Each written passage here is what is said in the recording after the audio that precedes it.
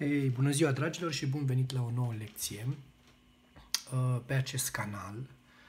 Eu sunt George Alexandru și sunt artist plastic, așa cum v-am obișnuit, iar astăzi vom face una dintre posibile variante pentru admiterea la examenul dintr-un liceu de artă din România, fie el din București sau Ploiești sau Sibiu și așa mai departe, pe secția, bineînțeles, de artă plastică. Am primit foarte multe mesaje din partea voastră și cu această ocazie vreau să vă mulțumesc și sunt tare încântat că am putut să vă ajut pe cât mai mulți dintre voi. Astăzi mă voi adresa copiilor de clasa 8-a, deoarece natura statică este una mai grea și dar, bineînțeles, o pot exersa cu toată priceperea și cei de clasa a 5-a sau a 4-a, cei care vor să ia admiterea la liceul de artă. Am foarte multe întrebări din partea voastră privind creioanele pe care trebuie să le folosiți, iar astăzi o să vă arăt o parte dintre ele și v-aș putea da și câteva recomandări. Și anume, am aici un set de creioane de la Faber-Castell. Veți vedea și pe site, de exemplu, sunt creioanele pe care eu le folosesc cel mai des și veți vedea și pe site că va trebui să folosiți creioane începând cu 4B și după care va trebui să faceți hașura din ce în ce mai slabă folosind 3B, respectiv 2B, BHB și F-urile, da? F1, F2, dar puteți să aveți decât un singur F pentru grifin, de exemplu, pentru că trebuie să îndepliniți toate aceste treceri de la tonurile închise până la cele mai deschise și anume întuneric, umbră, semi-umbră, grifin și lumină. Trebuie să aveți cât mai multe tonuri pentru a da realitatea tridimensională vis-a-vis de hașura dumneavoastră. Am adus și astăzi, bineînțeles, și o gumă simplă, tot de la Faber-Castell. Sunt lucruri mai scumpe, dar de folos și profesionale. Am aici, la fel, un penar tot de la Faber-Castell cu ceva linere și creioane colorate în cazul celor care vor să dea la secția de arhitectură, dar poate vom avea cu altă ocazie șansa să vă exemplific și acolo. Bun, vom trece direct la treabă.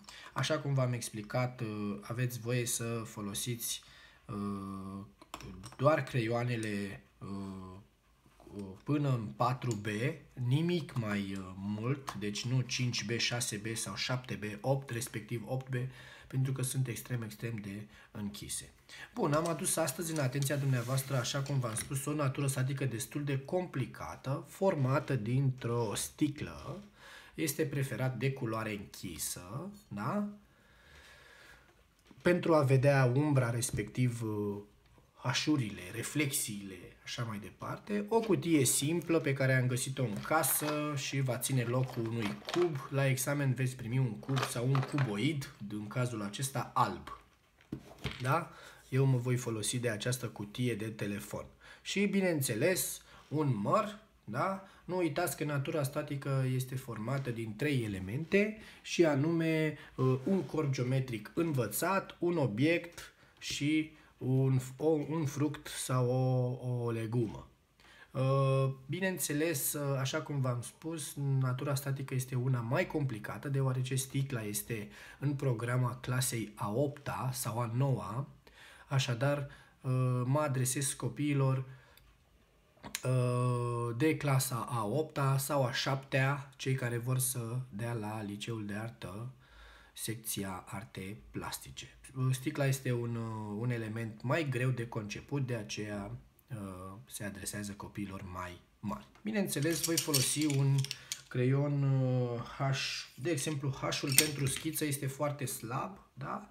Și așa cum v-am obișnuit, vom încadra 2 degete sus, jos, stânga, dreapta și vom trece la primul criteriu de evaluare al comisiei dintr-un liceu de arte, anume încadrarea și împaginarea. Așa cum v-am obișnuit, va trebui să aveți o încadrare de 2 degete sus, jos, stânga, dreapta foii, pentru a vă asigura că obiectele dumneavoastră nu vor ieși din planșă. Bun, voi trece la criteriul numărul 2 și anume construcția. Este una foarte importantă și va trebui să identificați întâi care este cel mai depărtat obiect de dumneavoastră. În timpul examenului aveți voie să vă ridicați și de a vă poziționa lateral pentru a privi poziția obiectelor, asta în cazul în care nu le distingeți de la depărtare. În cazul nostru este sticla, deci sticla va fi cel mai sus dintre noi. Va trebui să faceți această linie de aici de unde va pleca, respectiv unde se va termina sticla noastră. Da? O să depărtez puțin camera.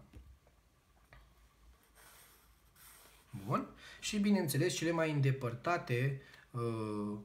mai îndepărtate puncte ale obiectului nostru, laterale, respectiv vom obține o formă geometrică dreptunghiulară, așa cum este sticla noastră. Bun, vom avea linie de simetrie, după ce am rezultat acest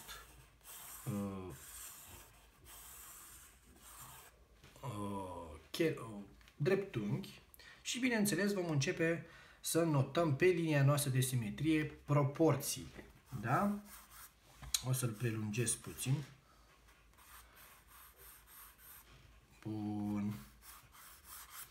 Vom avea bineînțeles baza sticlei, respectiv gura sticlei. Vom identifica că 3 sferturi din sticlă este corpul. Da? Îl notăm. Urmărim cu ochiul natura statică și vedem acolo unde schimbă obiectul forma, acolo vom avea și proporția pusă. Da? Vom vedea că această parte bombată a sticlei este undeva aici și respectiv gâtul sticlei rămas în acest interval. Bineînțeles, dacă am măsurat corect baza sticlei la început sau dreptunghiul, bineînțeles că multe dintre lucruri le avem deja măsurate. Voi va trebui să vă asigurați vă asigurați că acest lucru este corect. Bun, m-am asigurat. Aici la fel avem măsurat, da? După care acest gât al sticlei este puțin mai mic decât centrul sticlei. Va trebui să vă asigurați că aveți și aici aceeași dimensiune. Puteți face asta cu creioanele, da? Și sus, bineînțeles, avem aceeași dimensiune pentru că este gura sticlei, atât stânga cât și dreapta. Bineînțeles, vom uni aceste lucruri prin linii drepte. Foarte mulți copii fac greșeala sau tineri de a uni aceste puncte cu linii curbate și acesta este greșit, deoarece o linie curbă se poate reproduce mai greu decât una dreaptă. Ia uitați ce putem face acum. Putem rotunji da?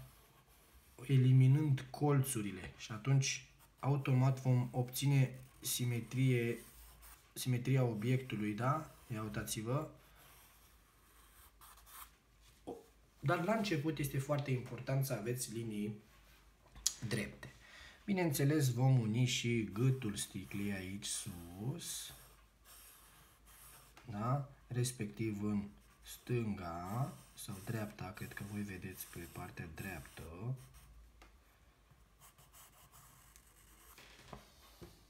Da? Și altfel am obținut sticla Bineînțeles, avem aici o mică elipsă în capul sticlei.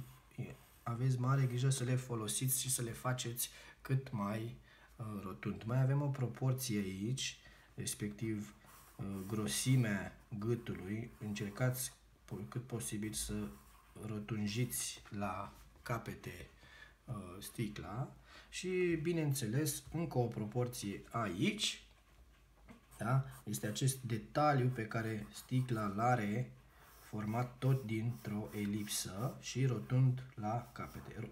Elipsele trebuie să fie mereu rotunde la capete și, dacă sunteți puțin atent, iese și puțin din aliniamentul sticlei. Da? Vom face acum elipse peste tot, acolo unde am avut proporții. Da? Aici, la jumătatea sticlei, încercați să le faceți cât mai rotunde la capete. Sunt greșelile frecvente pe care le întâlnesc la elevii mei, folosind sau construind aceste elipse ascuțite. Da? Este total greșit. Elipsa trebuie să fie cât mai rotundă, deoarece elipsa reprezintă un cerc în formă plană. Da? El este un cerc, dar din perspectiva noastră de aici, din față, ea se transformă într-o elipsă. Dacă vă veți duce deasupra sticlei, veți observa că aceasta este un cerc. Bun, vom face mărul, da? Identificăm că mărul este puțin mai în față și nu trebuie să fie pe aceeași linie cu sticla noastră. Este mai în față, ia uitați-vă. Da? Vom construi încadrarea și pentru acest obiect, da? Cam atât de departe. Dacă îl măsurăm, vom vedea că intră de 1, 2, 3, 4, 5 ori în corp, da? În sticla noastră. Deci mărul pe care îl vom face va trebui să intre de 5 ori în sticla noastră și, bineînțeles, cât de departe este acesta față de obiectul nostru aici. Și avem această sferă, da? În interiorul spațiului nostru. Bineînțeles, vom face detaliile de rigoare, vom scobi acolo unde este nevoie, da? Și pe lateral, dacă are anumite detalii, dar în principal va trebui să asociați fiecare element din natura voastră statică cu un corp geometric învățat. După care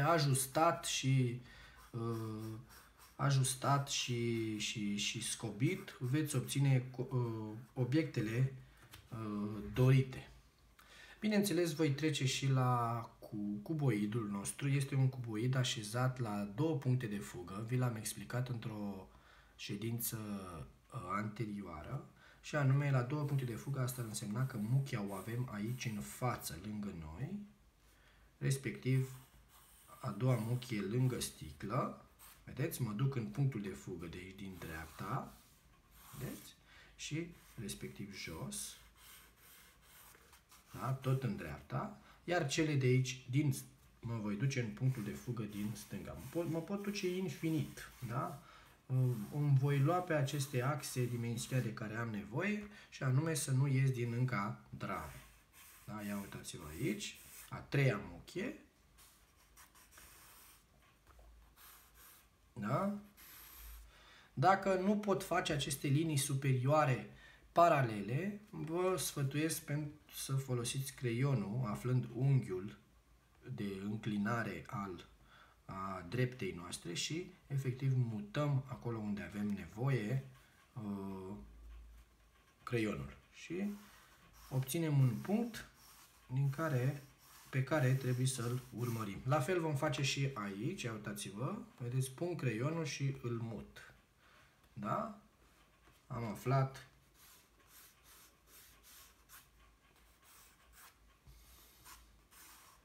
bun, am construit cele trei obiecte ale noastre. Este al doilea criteriu, așa cum v-am spus, de construcție de construcție, unul dintre criteriile de evaluare. Da? Al doilea criteriu al treilea criteriu este acela de hașură. Da? Va trebui să respectăm toate aceste tonuri de care eu vă povestesc tot timpul. Bun. Va trebui să vă asigurați că natura voastră statică are o sursă de lumină, fie ea din stânga sau din dreapta. În cazul meu, natura mea statică are o sursă de lumină venită din partea dreaptă, așadar întuneric, respectiv reflexia obiectelor dumneavoastră, va fi pe partea stângă. Și asta în cazurile obiectelor rotunde, pentru că vom discuta și despre obiectele drepte sau pătrate, așa cum avem cuboidul. Bun, voi folosi un creion 4B pentru cea mai întunecată zonă a obiectului nostru. Deci avem lumină din partea dreaptă, vom avea întuneric pe partea stângă a obiectelor, dar așa cum v-am obișnuit, nu mă voi duce cu întunericul lângă muchie, ci puțin lângă. Pe muchie, scuzați-mă, ci puțin lângă aceasta, da? Obținând astfel reflexia, da? Această spațiu de aici dintre muchie și cea mai întunecată zonă a obiectului nostru se numește reflexie, pe care la final va trebui să o pierdeți. Ia uitați-vă, da? Deci nu mă duc lângă muchie și voi hașura după forma acestuia, da? Ia uitați-vă, aici se duce în interior, m-am dus și eu, respectiv aici drept, mă voi duce și eu în drept. Bun. Tipul de hașură, există mai multe tipuri de hașură. Această hașură la 45 de grade diagonală, pe care mulți dintre elevii mei o adoptă, este o hașură destul de bună, dar nu va trebui să o adoptați și voi neapărat. Veți putea folosi, eu știu, hașura după forma obiectului, cea eliptică sau sub formă de semicerc, sau cea suprapusă venind din diferite direcții, da? În funcție de voi. Important e ca profesorul are datoria să vă învețe toate tipurile de hașură, iar voi ca artiști va trebui să adoptați una dintre ele pentru a vă crea propriul stil. Bun? Mă voi duce până jos, da? Este o sticlă de culoare închisă, va trebui să uniformizez pe verticală acest ton de culoare închisă, da? Cel mai întuneric, da? Pe sticla noastră.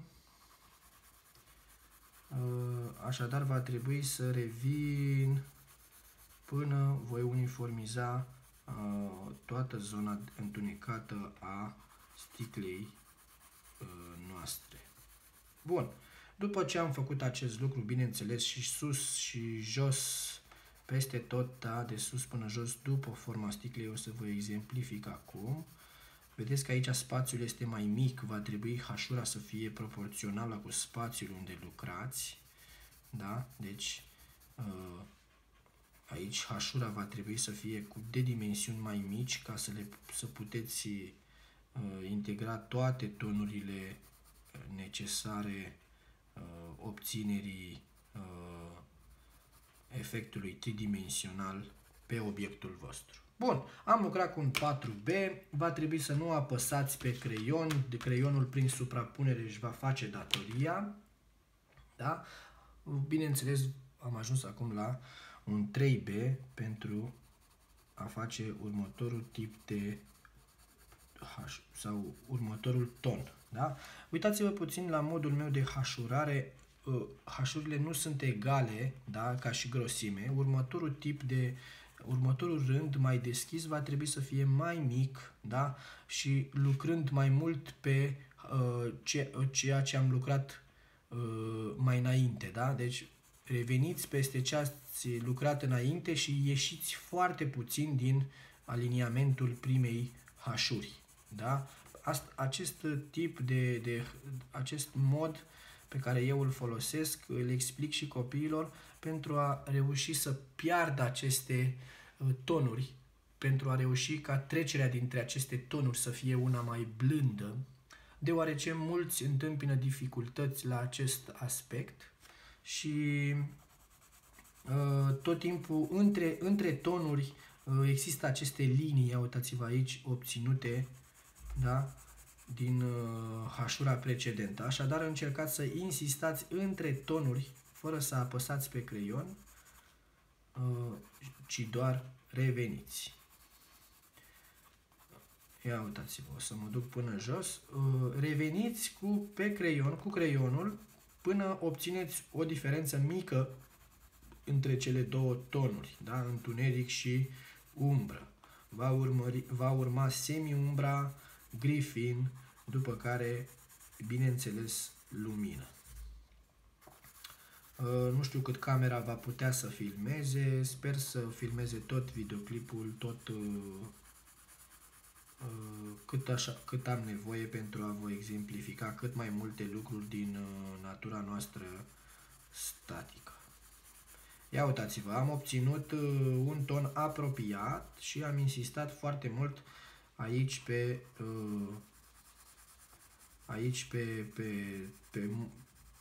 aici unde se produce trecerea acestor tonuri. Bun, 3B, voi folosi acum un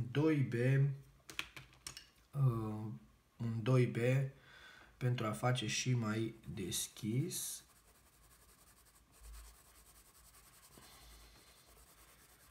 Da? Nu uitați că pe site-ul școlilor unde doriți să aplicați pentru admiterea la liceul de artă, va menționa faptul că această comisie de evaluare va tolera folosirea creioanelor până la 4B.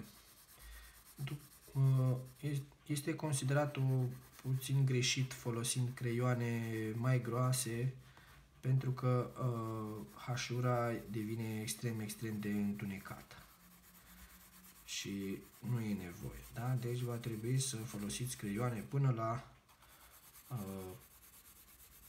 4B, da? Nu mai sus. 5B, 6B, acestea le puteți pune deoparte. Bun, același lucru, ia uitați-vă cum hașurez mai mult pe hașurile pe suprafețele precedente și mai puțin în față, da? Foarte puțin ies din aliniamentul hașurii precedente.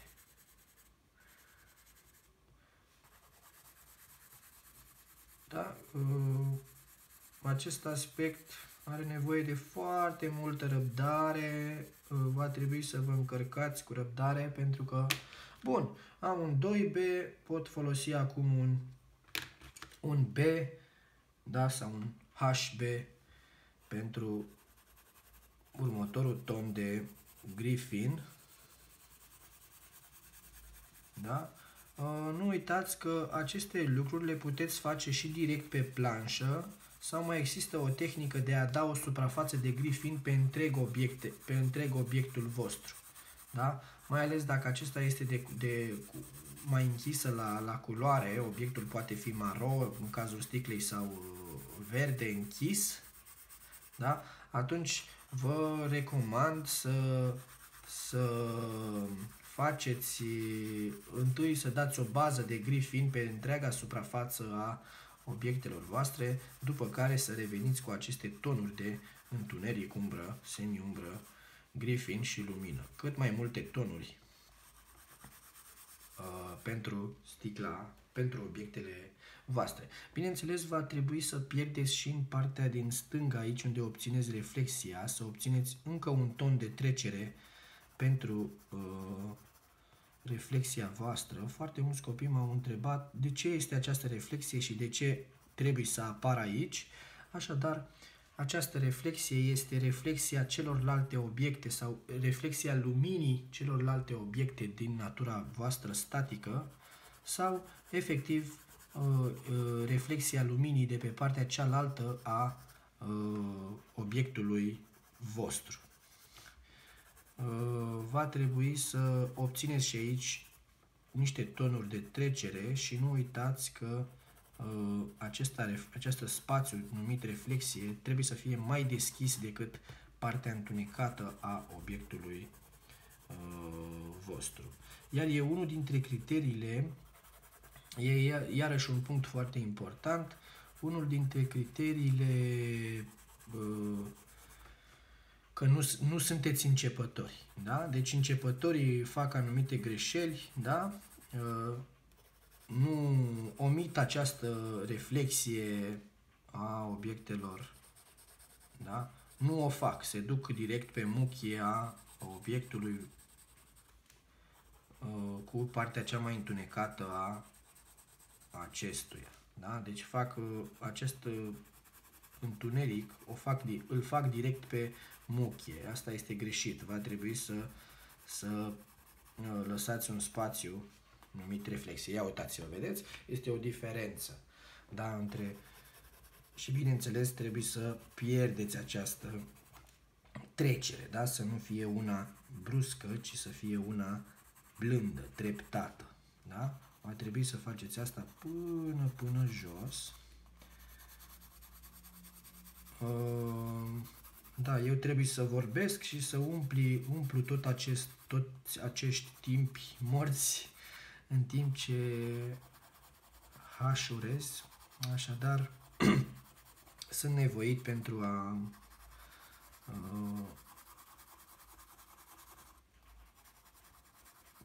a umple cât mai mult din timpul nostru.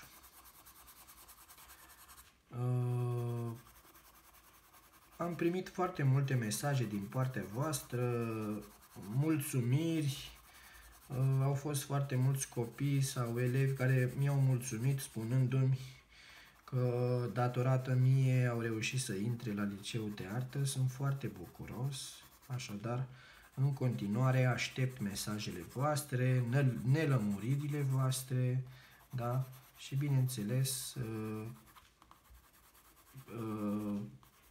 sunt tare bucuros că pot să vă ajut în continuare, mai ales în perioada aceasta a pandemiei, unde foarte mulți elevi provenind dintr-un liceu de artă au avut probleme de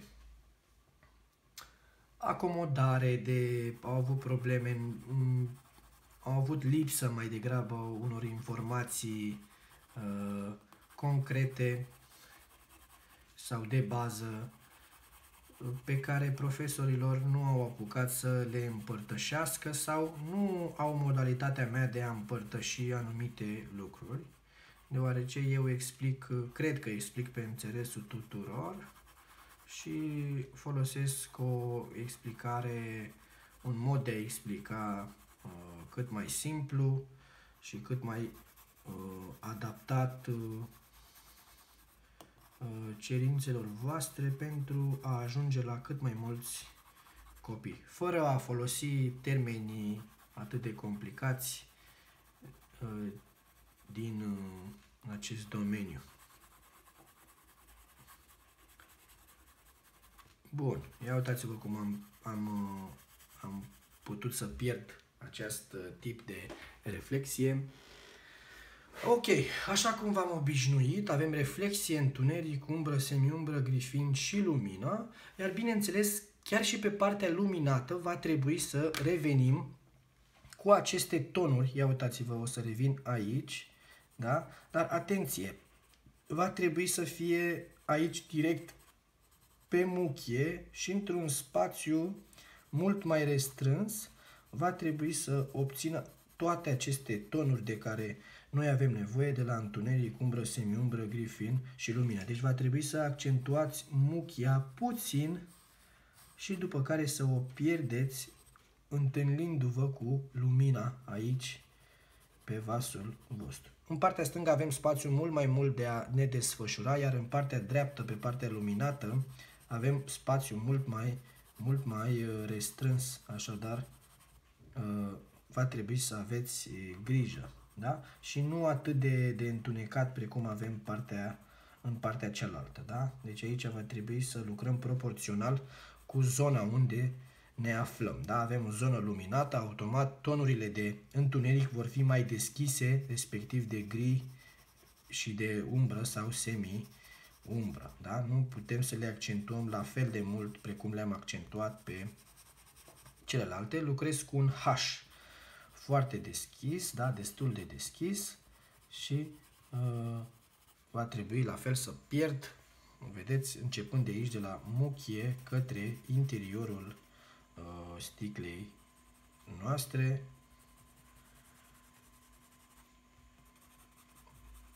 Ați observat că nu am folosit guma mai deloc. Guma este un element pentru detaliu și îl voi folosi la final. Așadar, dacă măsurați corect, nu există să greșiți. Da? Măsurați corect proporțiile, rapoartele și atunci veți obține exact locul unde trebuie să poziționați anumite obiecte sau să le construiți. Ia uitați-vă cum revin aici lângă muchie pentru a forma un întuneric, da? Un ton mai închis de fapt. Da? Vedeți cum lucrez proporțional cu zona. Deci aici întunericul este mult mai slab deoarece sunt pe partea luminată a obiectului și bineînțeles mult mai mic. Vedeți? Nu atât de lat precum am lucrat în partea stângă.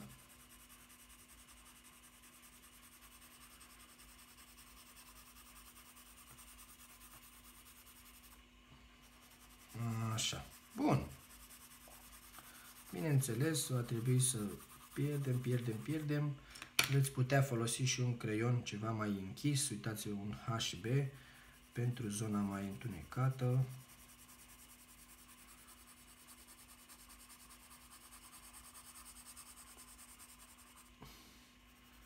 Și bineînțeles să pierdeți. Tot timpul trebuie să aveți aici în vedere să pierdeți aceste tonuri. Niciodată să nu le lăsați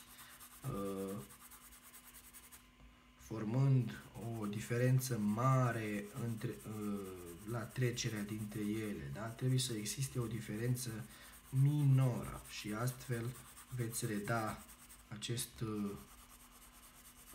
acest efect tridimensional de care noi avem nevoie. Ia uitați-vă, voi folosi și un 3B sau 2B pentru ceva mai întunecat aici pe muchie.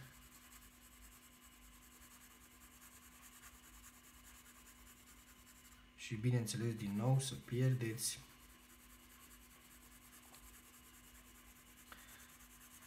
pentru a obține o trecere blândă, lentă a tonurilor dumneavoastră. Bun, aici în elipsă, suntem aici sus în elipsă, mereu în interiorul obiectului va fi opusul exteriorului. Uitați-vă, accentuez puțin și voi reveni și jos sub buză, pentru că aceasta ține umbră vasului, da? Aici se formează un cant, da? O trecere, vedeți? Și asta îl puteți face prin această, puteți reda prin aceasta. În elipsă va trebui să fie exact opusul exteriorului. Dacă avem pe stânga întuneric, în elipsă, respectiv în interiorul sticlei, va fi exact pe dos de la dreapta, da? Întuneric, stângă, întuneric, umbră, semi-umbră, grifin, lumină. Asta și în cazul, adică nu e doar o regulă acum, ci și invers. Dacă avem întuneric la dreapta pe exterior, automat vom obține în interiorul sticlei sau obiectului întuneric pe partea stângă. În acest caz, noi am lucrat umbra pe partea stângă, așadar în interior va fi pe partea dreaptă. Mereu trebuie să țineți cont de acest aspect. Interiorul este mereu opusul exteriorului. Da? În cazul corpurilor rotunde. Bun. O să mă mai joc puțin cu creionul pentru a evita aceste cărări, le spun eu, aceste zone neuniforme a obiectului dumneavoastră. Așadar, încărcați-vă cu răbdare și fiți cât mai meticuloși.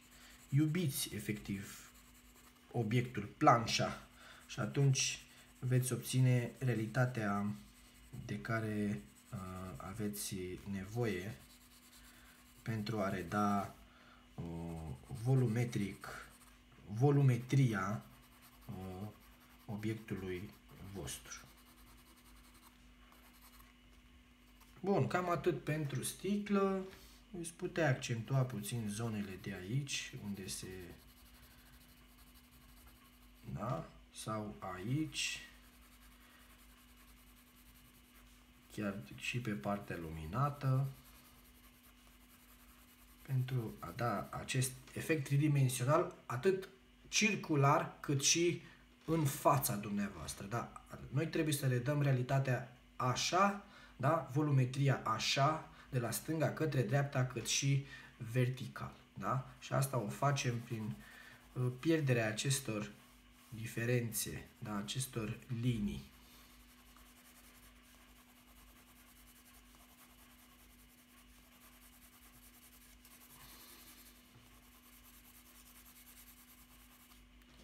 Foarte frumos. Și așa mai departe. Bun.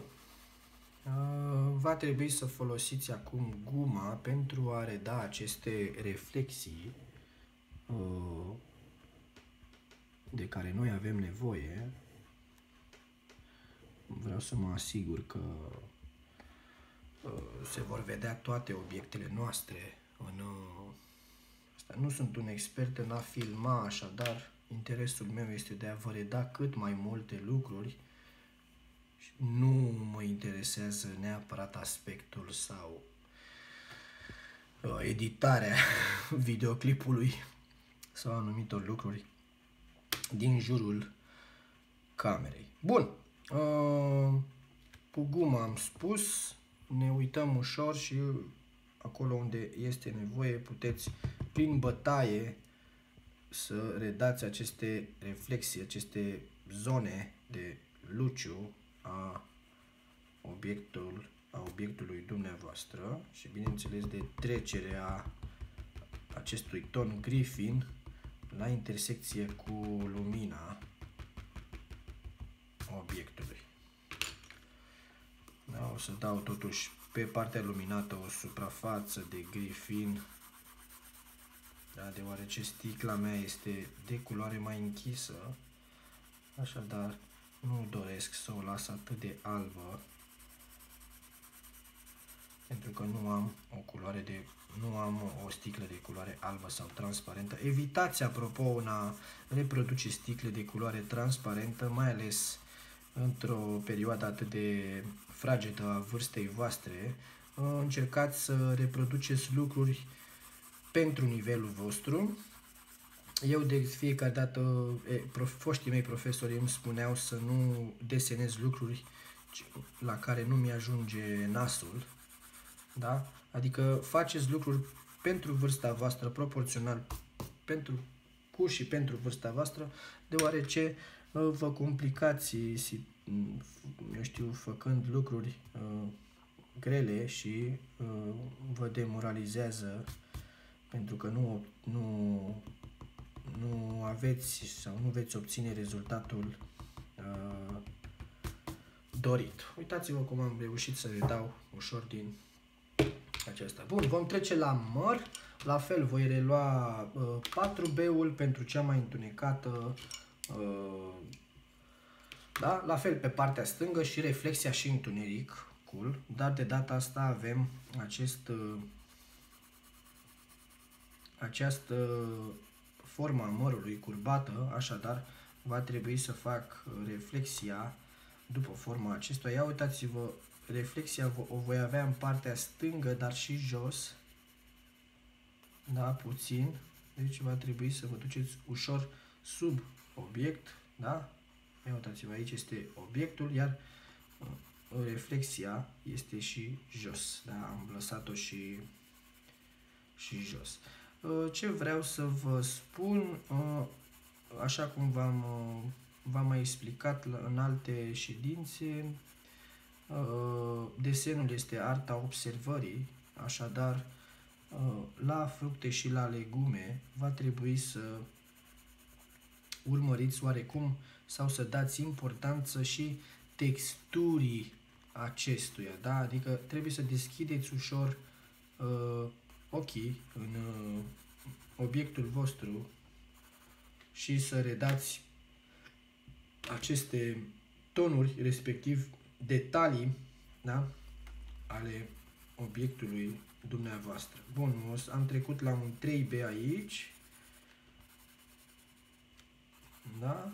Și după care un 2B, ia uitați-vă cât de lentă este trecerea, da? Un 2B,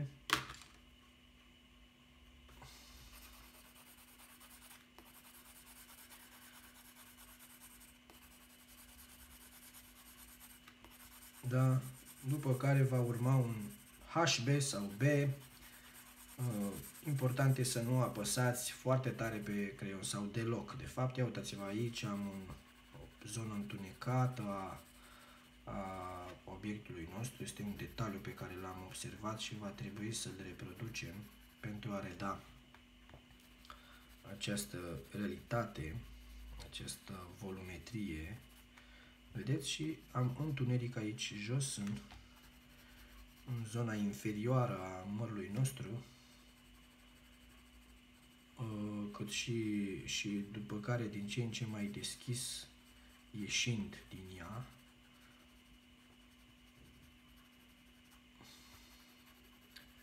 Da? Deci sunt foarte multe particularități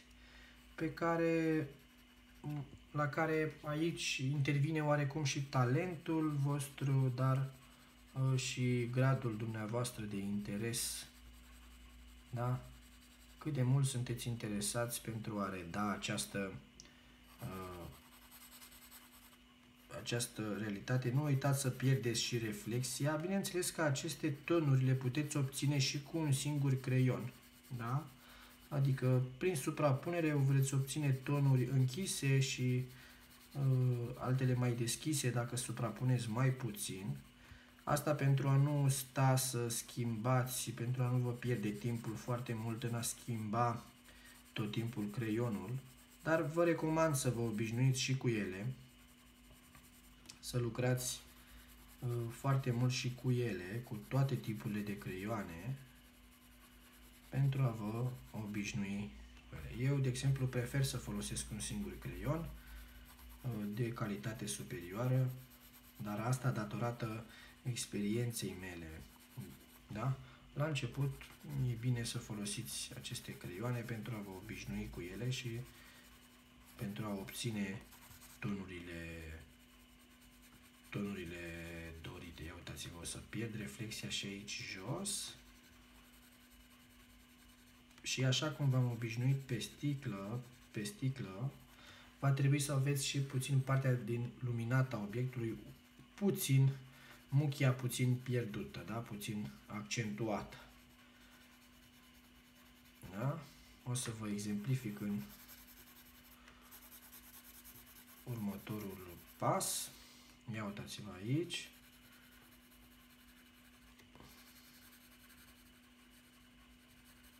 Da? Formând aici o zonă luminată.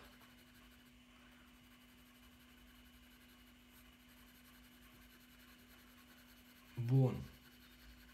Nu uitați la fel să pierdeți și să obțineți aici cât mai multe tonuri într-un spațiu cât mai restrâns și, bineînțeles, dacă vedeți anumite detalii pe care le observați la coadă, da, mici imperfecțiuni, de exemplu, în zona mărului, aici este ușor bătut sau lovit sau, eu știu, stricat, să spunem, deteriorat, da? Le puteți face și asta înseamnă că sunteți foarte atenți la textura acestuia și este foarte important. Iar făcând aceste lucruri, intrați și în criteriul numărul 4 de evaluare, și anume originalitatea obiectului, da? Originalitatea execuției naturii voastre statice, da? Deci va trebui să fiți și foarte atent la partea estetică, partea de detaliu a obiectului vostru. O să mai revin puțin aici pe muchie.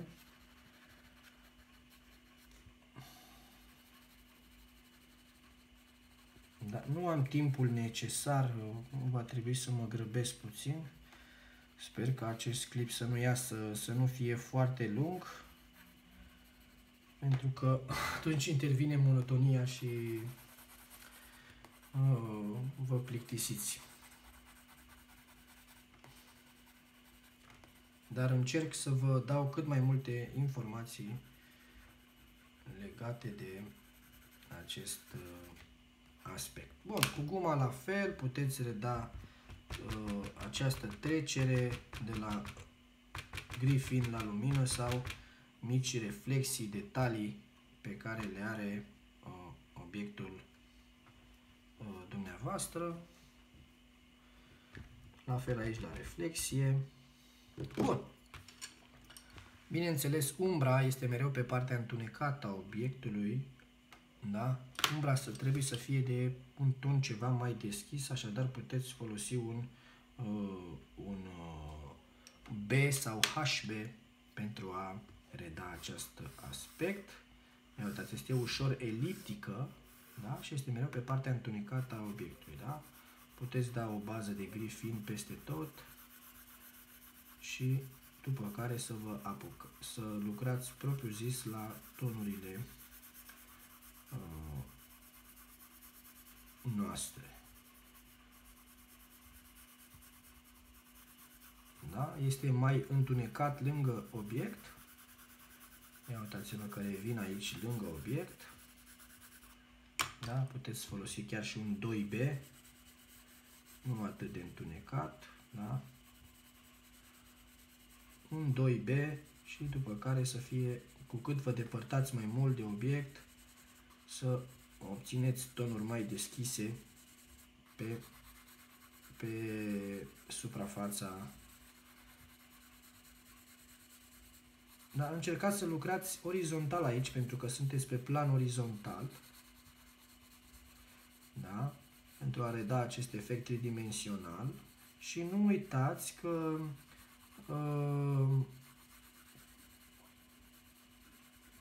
va trebui să insistați și să reveniți ori de câte ori este nevoie. Da? Bineînțeles, să pierdeți trecerea dintre tonuri.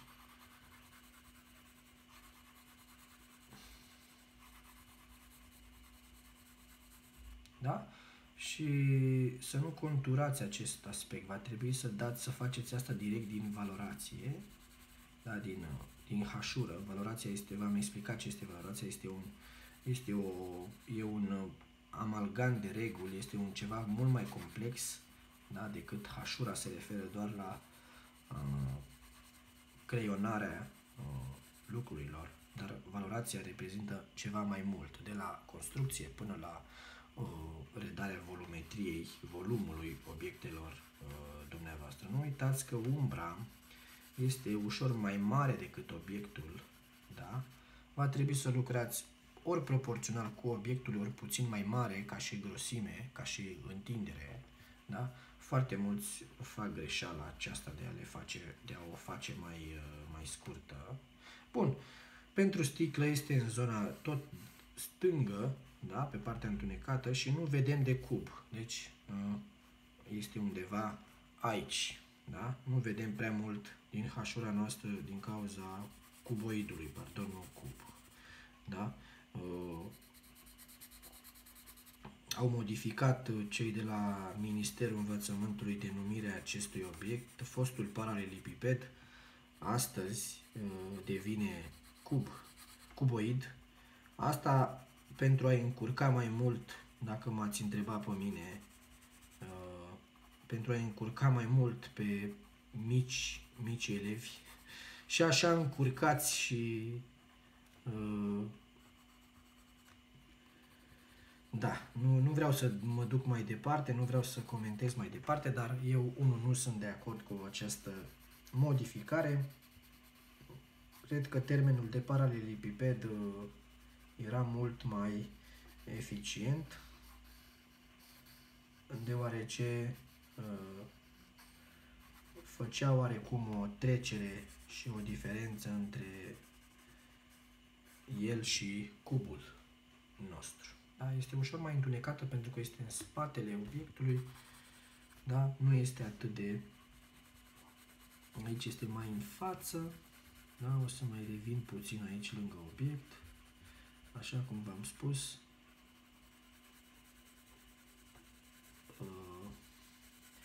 Această umbră va trebui să fie mai întunecată lângă obiect și mai deschisă, depărtându-vă de acesta. Bun. Mai avem cubul sau cuboidul, mereu omit aceste lucruri, nici eu nu sunt obișnuit din toate punctele de vedere. Aici este mai simplu, avem partea luminată, bineînțeles dreapta, și partea stângă este este întunecată, așadar va trebui să dați o bază mai întunecată pe partea stângă a obiectului vostru. Încercați să faceți asta cât mai uniform. Da? Eu am folosit aici un 2B, fără să apăsați pe creion, mâna să fie ținută moale, da? Și o mișcați efectiv, să nu faceți asta din încheietură, pentru că este ca și cum ați prinde mâna într-un cui aici, într-un punct, și o forțați de a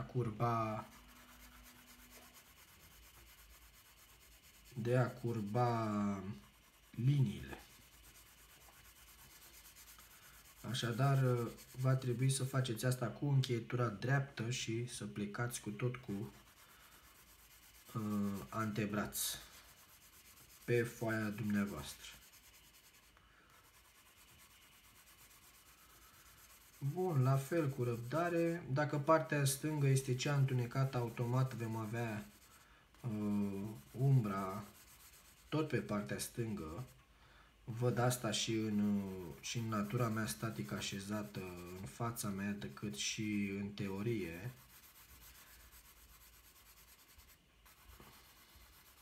Deci, va trebui să vă încărcați cu răbdare pentru a umple această zonă.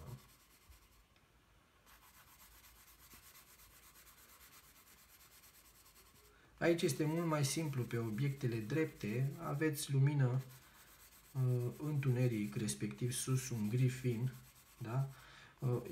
Întâlniți mai greu de a avea aceste tonuri pe o singură suprafață. Există și aici o excepție pe care vă voi exemplifica în pașii următori. Va trebui să vedeți ce trebuie să faceți. Și anume, această muchie de aici din față va trebui să o accentuați, respectiv cea de sus. Da? Dar, atenție, ce fac eu aici se numește contur. Deci asta înseamnă că trebuie să o pierdeți. Da? Deci aici pe muchie va trebui să reveniți și să pierdeți, să fie ceva mai întunecat decât restul părții întunecate a cuboidului dumneavoastră. Deci va trebui să o întunecați și respectiv să pierdeți această muchie până ajungeți la tonul precedent, da? Cel pe care l-ați făcut înainte. Ia uitați-vă, da? Deci nimic din ceea ce conturați să nu o lăsați așa o hașură, să obțineți o hașură tip contur, este greșit să conturați în desen. Da? Fiecare contur pe care îl faceți va trebui să-l pierdeți. Ia uitați-vă. O să ascut puțin 2B-ul pentru că s-a tocit. Uite, am aici o ascuțitoare foarte bună, profesională. Vi-o recomand și vouă. Tot de la Faber-Castell.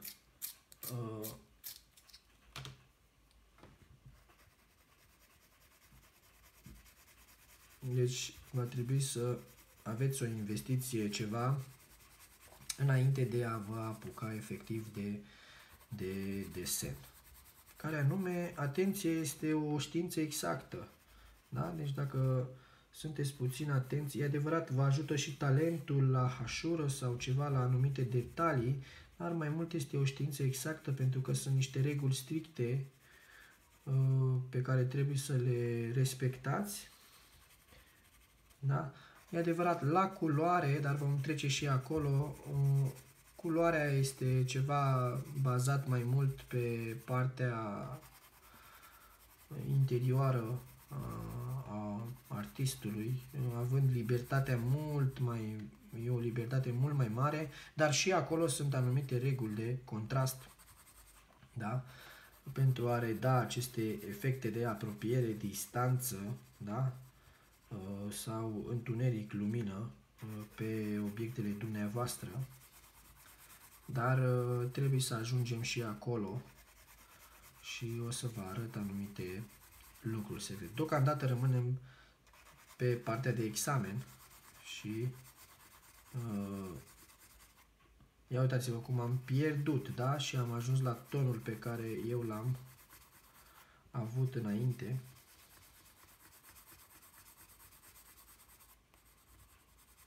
Da? Deci nu uitați că muchia trebuie ceva mai accentuată și după care pierdută.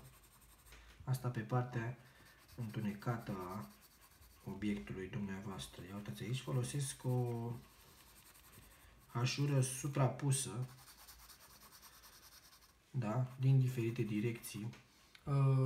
O puteți folosi și dumneavoastră. De obicei, această hașură este una mai plastică și vi-o recomandă profesorii, sper să nu vi-o impună, dar vi-o recomandă profesorii care la bază sunt sculptori sau pictori. De obicei, pentru arhitectură se folosește o hașură mai fină și mai exactă, ceva mai trasabil, ceva mai drept, ceva mai bine, așa.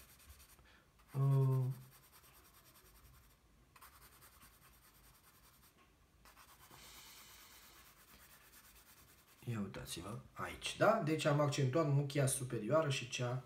Da. Bineînțeles, pe partea albă, pe partea luminată, va trebui să folosiți și aici muchia ceva mai întunecată, dar nu atât de întunecată decât în partea, v-am spus, trebuie să lucrați proporțional cu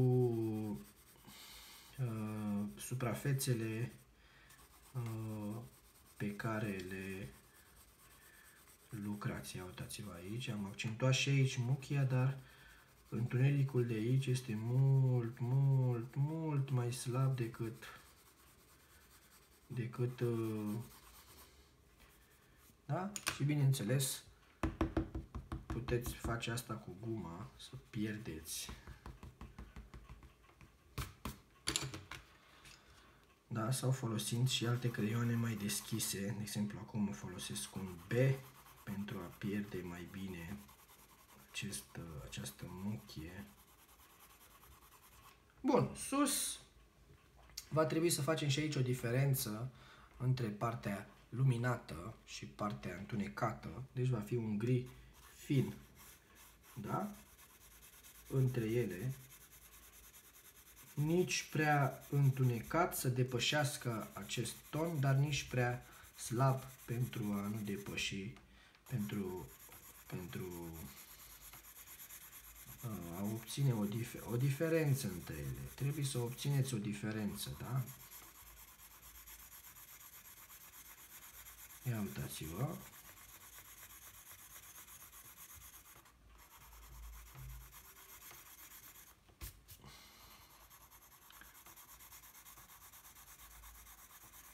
Deci aceasta, ia uitați-vă, am obținut o diferență. La fel, muchia ușor accentuată și pierdută.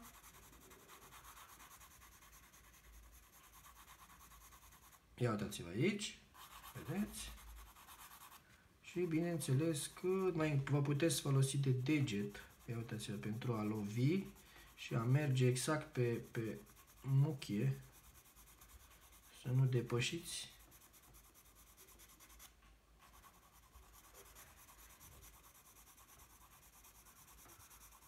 Bun, vom trece la umbră. Nu uitați și de linia mesei. Da? Este undeva în spatele, da? Linia din spatele obiectelor dumneavoastră. Va trebui să o faceți și pe asta la examen. Și chiar de multe ori să faceți... Eu spun elevilor mei că am văzut foarte mulți profesori ce fac diferența între planul inferior de cel superior, da? Adică planul din spatele obiectelor și planul pe care obiectele stau, făcând toată masa un gri fin, da? Ei, eu nu învăț elevii de a face acest aspect, pentru că este de a face această regulă, de a respecta această regulă, pentru că este un criteriu la care nici nu primești punct, dar nici nu-ți ia punct dacă nu îl faci. Așadar, va trebui să faceți umbra pe obiecte, umbrele pe masă, da? Pe planul inferior și umbrele, respectiv umbrele pe planul superior, pe perete și atât. Da? Pentru clasa 8 și pentru clasa 4 este de ajuns. Nu trebuie să faceți această diferență de ton cu griul ăsta fin pe toată suprafața mesei. Da? Deci nici nu vă dă punct, nici nu vă ia punct, așa că stați liniștiți. Dar în același timp vă ia timp, pentru că aveți la dispoziție undeva la 2 ore sau ceva de genul. Nu știu acum cât mai este, dar cred că pentru clasa 8 este, cred că s-a mărit timpul la 5 ore. Dar acest timp îl puteți folosi în a reda realitatea obiectelor și nu a pierde timpul în a așura zone care nu vă dau în niciun caz nu vă dau un câștig, da? Nu veți obține un câștig sau un punctaj favorabil dumneavoastră.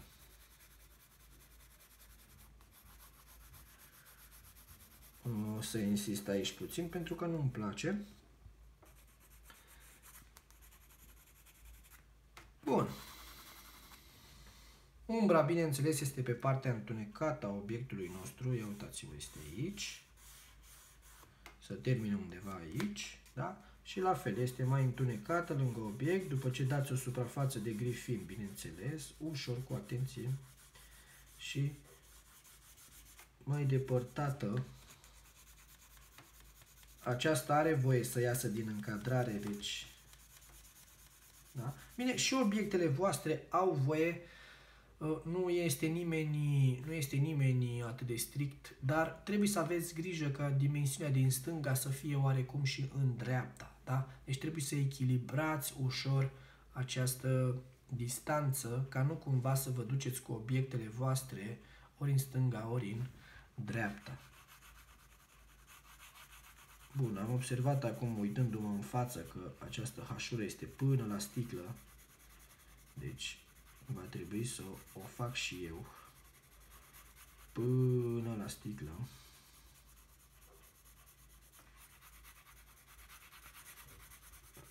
Vedeți? Deci desenul este arta observării, va trebui să observați mai mult. Bun, revenim la oile noastre. O să mă poziționez într-un fel așa,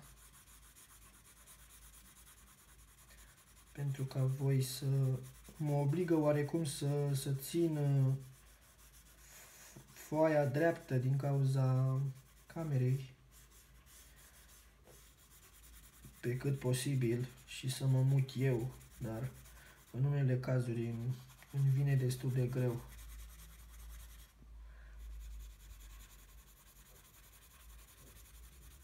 Deci, așa cum v-am explicat, nu vă apucați să faceți acum acea bază de grifin peste toată masa. Faceți doar umbrele obiectelor pe masă și umbrele obiectelor pe perete în spate. Da? Și atât. Nu pierdeți timp. Concentrați-vă pe lucruri mult mai importante ale obiectelor, ale textura acestuia, cum ar fi, sau detaliile, reflexiile, în niciun caz pe această suprafață de grifin.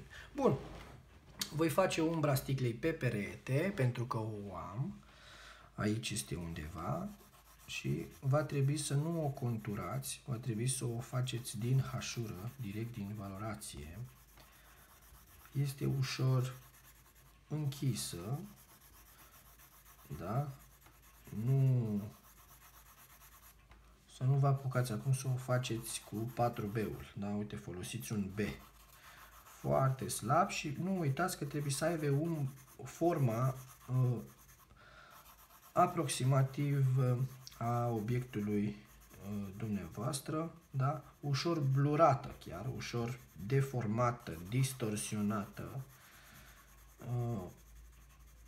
Nu trebuie să reproduceți exact. Vedeți, aici am un cilindru, da? Un pătrat sau un dreptunghi, pardon, și voi face un gât, da? Un dreptunghi mai mic, aici mai slab, în partea superioară. Și la fel va trebui să respectați puțin tonurile. În partea de aici apropiată de obiect va trebui să fie mai accentuată, mai închisă, și cu cât vă depărtați de acesta, va trebui să folosiți tonuri mai deschise. Dar asta puteți face cu un singur creion, mai slab, este, așa cum v-am spus, un 2B. Deci puteți sta liniștit, fără să mai schimbați creionul. Bun, cam aceasta este natura noastră statică de astăzi. Poate fi una din variantele pentru admiterea la liceul de artă. Va trebui să învățați toate corpurile geometrice, fie piramidă, cilindru, cub, cuboid, con. Pentru clasa 8-a va trebui să învățați puțin și secțiunea obiectelor, trunchi de con, piramidă secționată, cubul secționat, respectiv cuboidul. Nu învățați suprapunerea obiectelor, adică nu suprapuneți obiectele unul peste altul, măr peste cub sau ceva. Și sfatul meu este să reproduceți cât mai multe obiecte din casă, din casa dumneavoastră, pentru a dezvolta și pentru a obișnui ochiul să privească, respectiv mâna. Urmăriți tonurile foarte atent, folosiți și obțineți cât mai multe tonuri pentru a reda efectul tridimensional. Și nu în ultimul rând, creativitatea și originalitatea dumneavoastră asupra planșei de lucru.